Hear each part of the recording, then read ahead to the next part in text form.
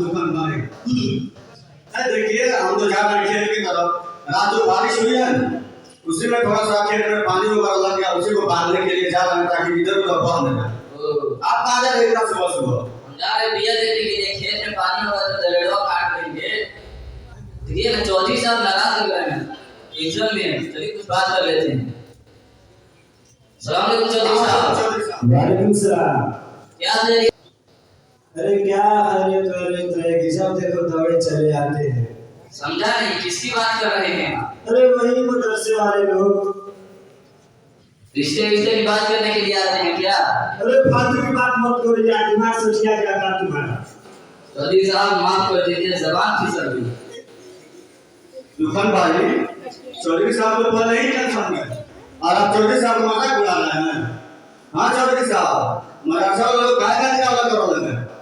अरे क्या बताएं यार, जहाँ धान के उतर यार होता है पहुंच जाते हैं तो अंदर उसरा निकालो। अरे और मौलाना लोग तो फसल काटने से पहले से आ जाते हैं। अरे और तो रमजान का महीना शुरू होने से पहले आ जाते हैं। रोजाना 50-60 मौलवी आ जाते हैं ज़कात लेने के लिए।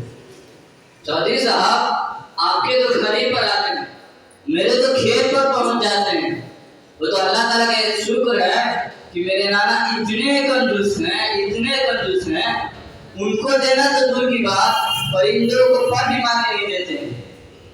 दुकान भाई, मुझे एक बात समझ में नहीं आ रही है कि ये मदरसे के जिम्मेदार और मौलवी हजरात जब धान गेहूं का मौसम आता है तो उसरा के लिए आ जाते हैं, और रोजा शुरू होता है तो ज़कात के लिए आ जाते हैं। और बीचों में आ जाता लोग, वहाँ का लोग मदरसा में तेल नहीं थे, दाल और आलू का, मदरसे में आटा नहीं थे, रसीद का दबाव है चाचा। हमने के दिन रात एक बन के गोदारी चला के खेती करत रह जा, ये गोरा ले क्या होता है आसानी से भर के ले चल जाता है। आज उमर भाई और हम के एक तरह ज़कात निकालते रहेंगे तो बीवी बच्चों के लिए तो जमा करना तो दूर की बात, पंजाब नेशनल बैंक एसबीआई में जो रकम जमा है वो भी खत्म हो जाएगा। और जानते ही बड़ा पेपर हुकूमत चलता है मोदी सरकार की, कोई पैसा ना खतरे बंद हो जा।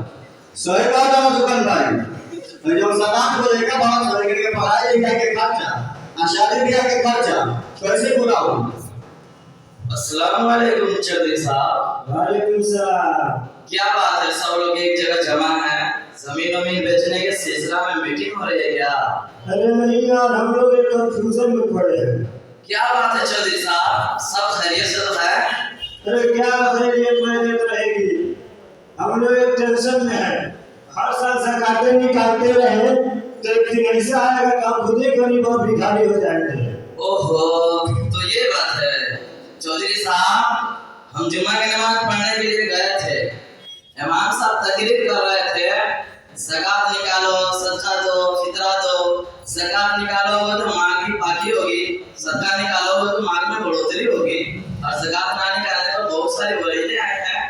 ऐसे बहुत सारी बातें कह रहे थे, सुनते दिमाग खराब हो गया। लास्ट में तो नमाज के फौरन बाद चलिए नहीं वहां से। अच्छा, तो इमाम साहब की ज़कातें देने को आ रहे थे। अच्छा एक काम करिए, चलिए इमाम साहब से पूछते हैं। चलिए उन्हीं से पूछते हैं।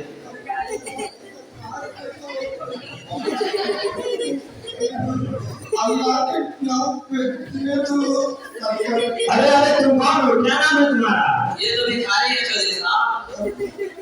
चौधरी साहब जहाँ देखिए तहाँ मांगने के लिए आ जाते हैं, और नमाज के बाद ये मस्जिद के सामने खड़े हो जाते हैं। चौधरी साहब इन्होंने तो मांगने का प्रेशर मशगला बना रखा है। ये दिखने में तो भिखारी है और अंदर से बहुत करोड़पति है।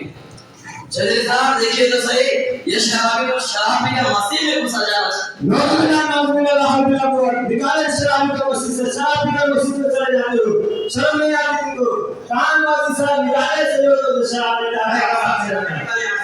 जान लेको आना जाता है, हमें जबर भी लग जा, खुद भी डाल सकता है उसके जान में।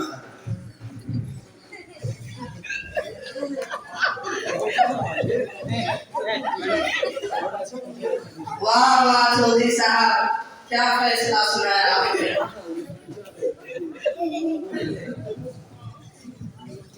वाह वाह चौधरी साहब, क्या फैसला सुनाया आपने। इसकी गाय को डालने बहुत मजा आया। अरे चौधरी साहब, आपने तो हराम पीने वाले का फैसला सुना दिया कि शराब पीना हराम है और ममनून है।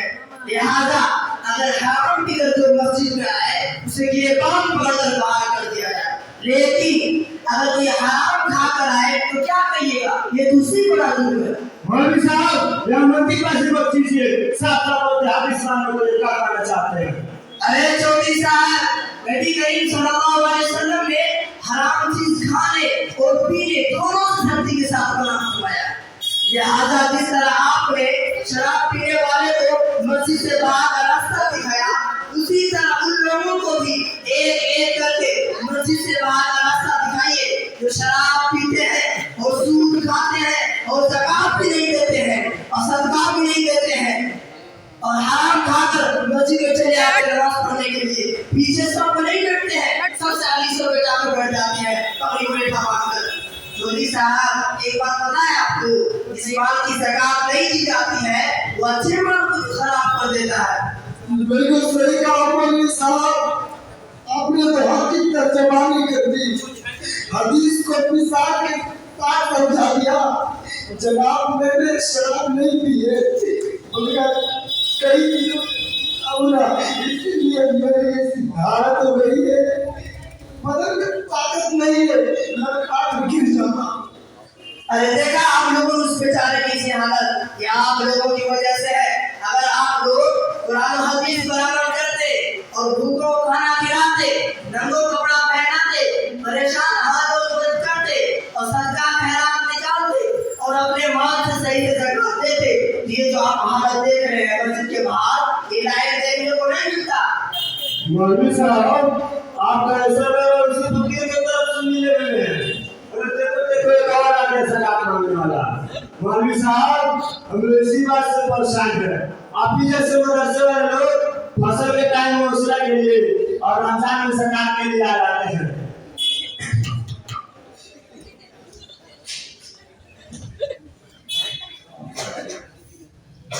इसी मसले के हल के लिए हम लोग इमाम साहब के पास जा रहे थे, बीच में आप आ गए। अरे चौधरी साहब, मसला पूछने के लिए इमाम से क्या दलील दीजिएगा? वो देखिए मुफ्ती अब्दुल्ला साहब नजर आ गए, चलिए उनसे मसला दरियाफ्त कर लिया जाए। अस्सलाम वालेकुम मुफ्ती साहब। वालेकुम अस्सलाम रहमतुल्लाहि व बरकातहू। कहिए क्या मसला है आप लोगों का? मसला कुछ बड़ा नहीं है, मसला यही है कि हम लोग बड़ी मेहनत से कमाते हैं, फिर हमें इसमें से ज़कात निकालने को कहा जाता है। हम खेती करते हैं, इसमें से उशरा निकालने को कहा जाता है। आखिर ऐसा क्यों? ये कैसा न जाने? जरा आप इसकी वजाहत कर दें ताकि हम लोगों के ज़हन में जो शक शुबा है वो खत्म हो जाए और इस्लाम का निज़ाम ज़कात हम तमाम लोगों को अच्छी तरह समझ में आ जाए। मेरे भाई, हर मुसलमान को ये हकीकत पेश नजर रखनी चाहिए कि उसे जो कुछ भी दौलत मिली है उसका असल मालिक वो खुद नहीं है, बल्कि अल्लाह ताला ही मालिक हकीकी है। और उसने अपने फजल व करम से हमें अपनी मिल्कियत में तसर्रुफ करने का हक दे रखा है।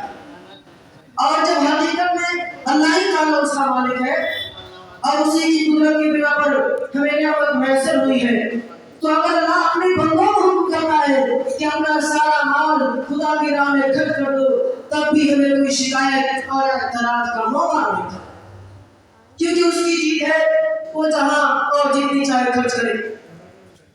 मगर ये भी उसका हुक्म है कि उसने हमें जहां खर्च करने का हुक्म दिया वहां पूरा माल नहीं बल्कि सिर्फ कुछ हिस्सा खर्च करना जरूरी करार दिया। और जो लोग माल जमा करके रखते हैं उसको खुदा की राह में ज़कात नहीं निकालते हैं, कुरान और हदीस में सख्त हिदायतें आई हैं।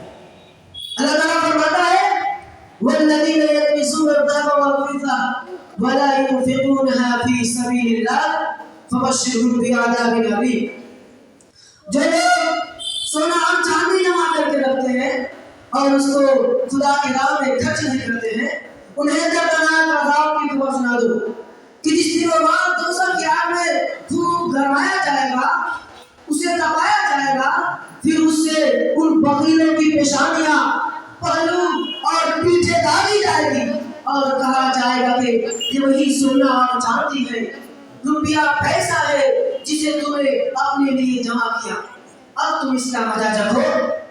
और हदीस में है कि आप सल्लल्लाहु अलैहि वसल्लम ने इरशाद फरमाया कि इस माल की ज़कात न निकाली जाए वो माल क़यामत के दिन गंजे जहरीला निहायत ही काले सांप की शक्ल में जाहिर होगा और ज़कात न देने वाले को मुसलसल डसता रहेगा और कहेगा कि मैं तुम्हारा माल हूँ, मैं तुम्हारा खजाना हूँ जिसे तुम जमा करके रखते थे और ज़कात सदका खैरात नहीं देते थे।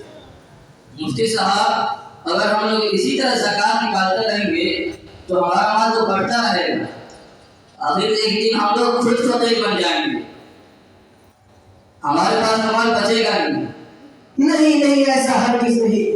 ये लोगों की खाम ख्याली है।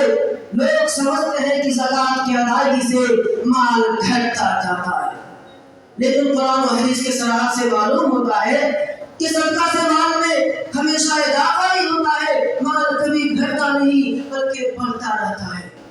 कुरान में अल्लाह फरमाता है यमहकुल्लाहु रिबा व युर्बि सदक़ात, अल्लाह सूद के माल को घटाता है और सदका देने से माल को बढ़ा देता है। और आप सल्लल्लाहु अलैहि वसल्लम ने इरशाद फरमाया किसी आदमी का माल सदका देने से कम नहीं होगा।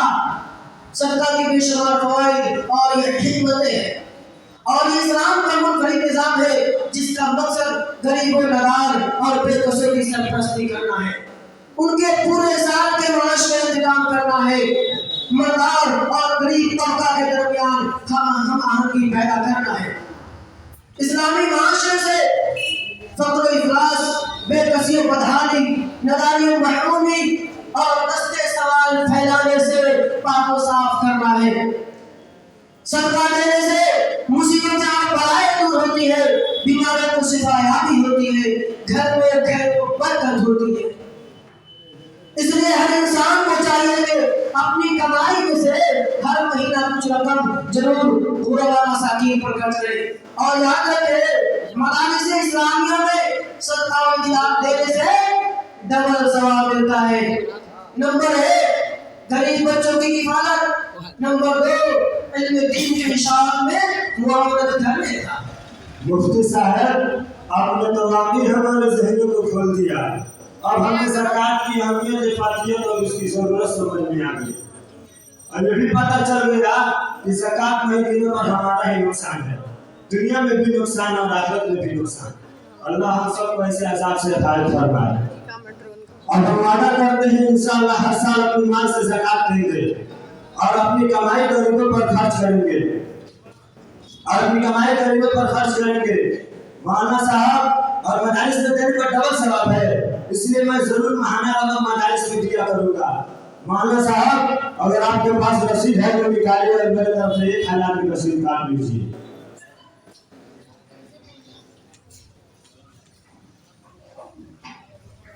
चौधरी साहब, 1000 आप वसूल नहीं करता है, कम से कम 10,000। अच्छा तो एक काम कीजिए मौलाना साहब, अभी तो पास में तो 4000 रुपया ही है, अभी 3000 ले लीजिए, आगे फिर घर पर देंगे इंशाअल्लाह।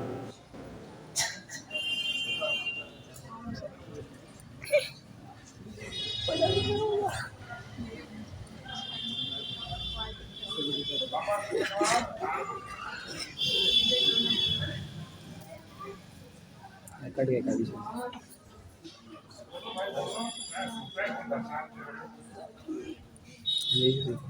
यही से ठीक है।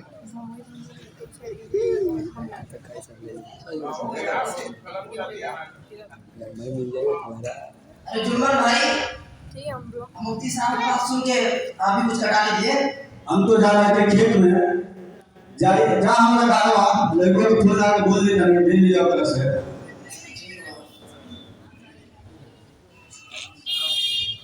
अरे जुम्मन भाई, आप भी कम से कम कटा लीजिए।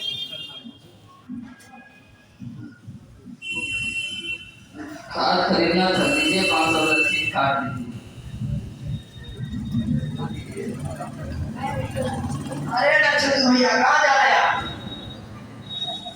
अच्छा मौलवी साहब, क्या बात है?